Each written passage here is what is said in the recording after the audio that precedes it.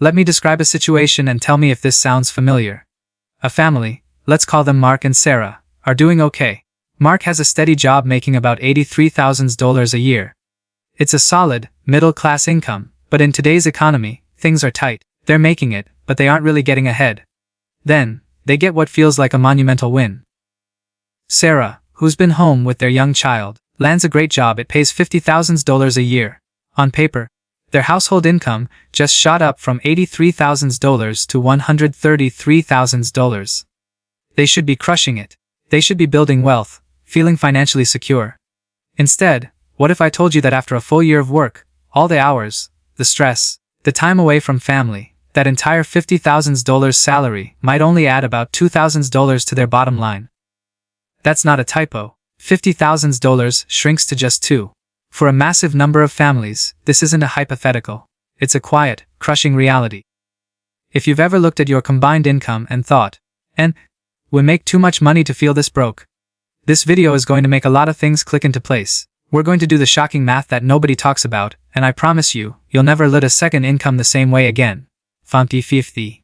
Big win. Illusion. Let's stick with Mark and Sarah. With that new job, their household income is $133,000.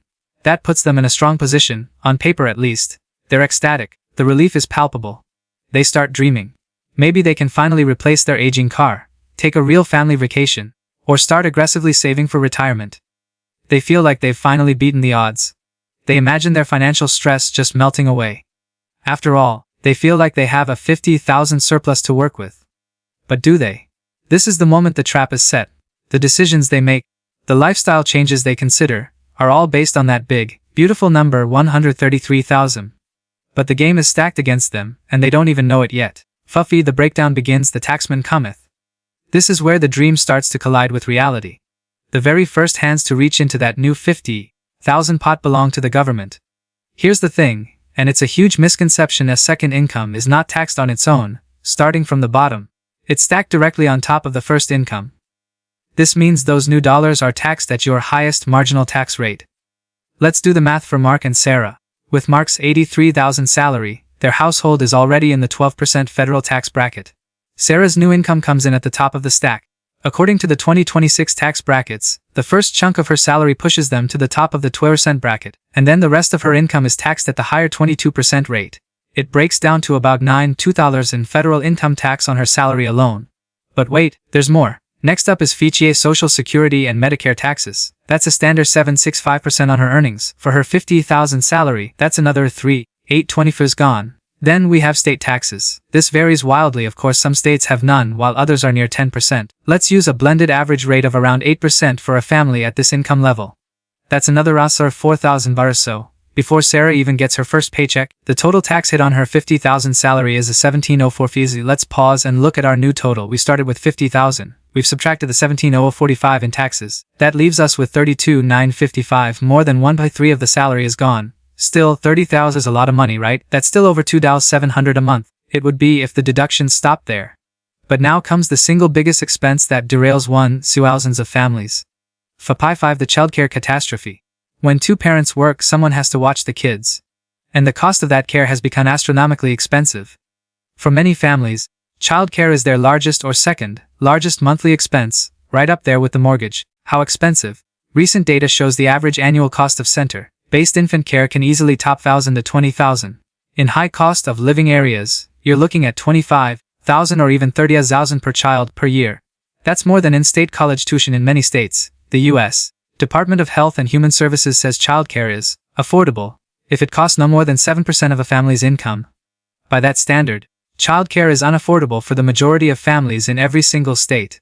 For Mark and Sarah, living in a decent suburb with good schools, a mid-range, quality childcare center for their one child is going to be a huge bill. Let's put a pin in a number like a $20,000 for the year. This is a realistic, even conservative figure for many parts of the country. This is the number that breaks the bank. Let's go back to our running total. We had $32,955 left after taxes. Now we subtract the $21,000 for 1 year of childcare. Our new total far suddenly that massive $50,000 salary has shrunk to just under $12,000 for the year. The dream is fading fast. That's less than $1,000 a month. It's still something, but it's a far cry from the financial freedom they imagined. And the heartbreaking reality is we're not done yet. Frugal, the hidden costs of working.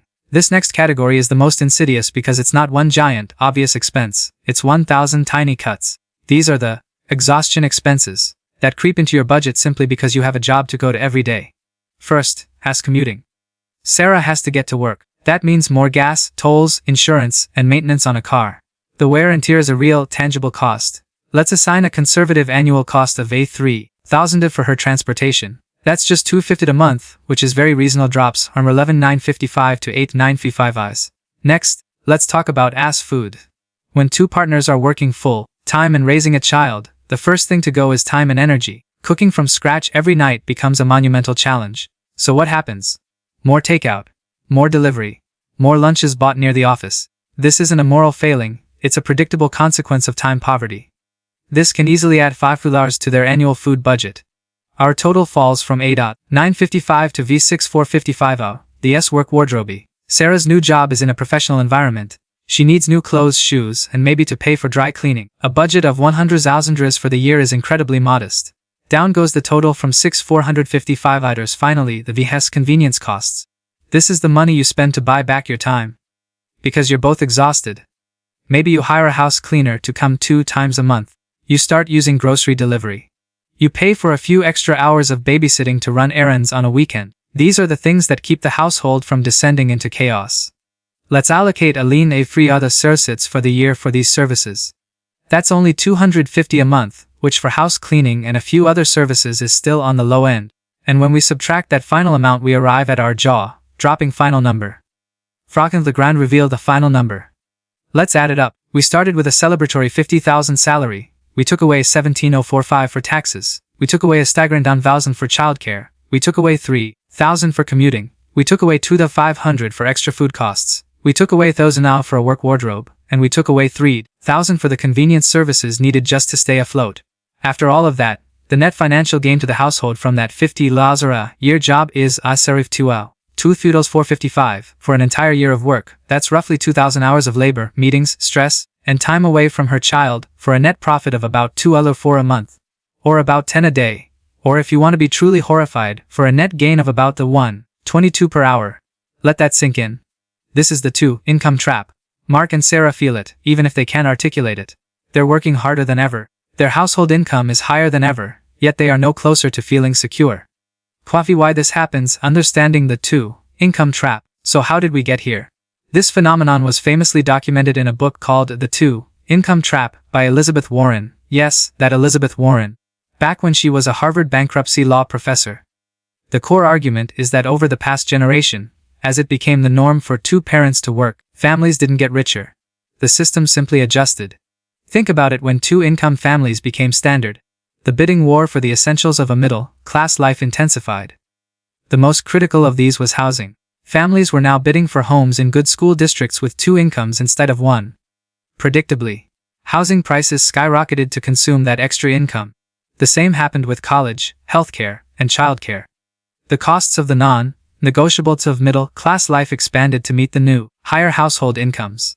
As a result, today's two-income family often has less discretionary income than a one-income family did a generation ago. The most dangerous part is the loss of the safety net. In a one-income household, the non-working parent was the family's ultimate insurance policy. If the primary earner lost their job, the other partner could get a job to keep the family afloat. But in a two-income trap household, 2 parents are already working.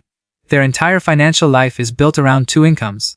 They have, as the authors put it, burned their backup plan. They have 2 times the chance of a job loss derailing their finances, with none of the flexibility to absorb the shock. So, what do you do? Okay, so the math is terrifying. Is the answer for Sarah to just quit her job? For many that's simply not an option. Thanks to the very trap we've described, that primary $83,000 income likely can't cover the mortgage on its own anymore. The solution isn't to stop working. The solution is to change your mindset, and more importantly, to change your accounting. Change the accounting. Stop thinking of your household income as $133,000. It's a marketing number that will trick you into overspending. Instead, continue to think of yourselves as an $83,000 a year household. Your entire baseline budget, your mortgage, utilities, your core spending, should be built to survive on that single, primary income.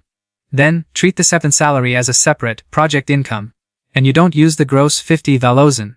You use the real number. In this case 2455. Or maybe if you find cheaper childcare or work from home, our number is 10,000 or 15,000. Whatever it is, that net's number is what you deploy with ruthless intention to aggressively pay down debt, build your emergency fund, or invest. It is not for lifestyle upgrades. 7. Conduct a true hourly wage audit. You need to do this shocking math for your own family. Calculate your second income after all taxes and all hidden costs. Then divide that final net number by the number of hours you work in a year. What is yours true hourly wage? Is it the 150 hour you think you're making, or is it the 2 hour we just calculated? The answer might shock you into making different choices. Maybe a lower paying, fully remote job is actually far more profitable. You don't know until you run the numbers. Third, and most critically, prioritize financial resilience. Before you use that second income for anything, you must build a robust emergency fund of 3 to 6 months of living expenses. That lack of a safety net is the real danger.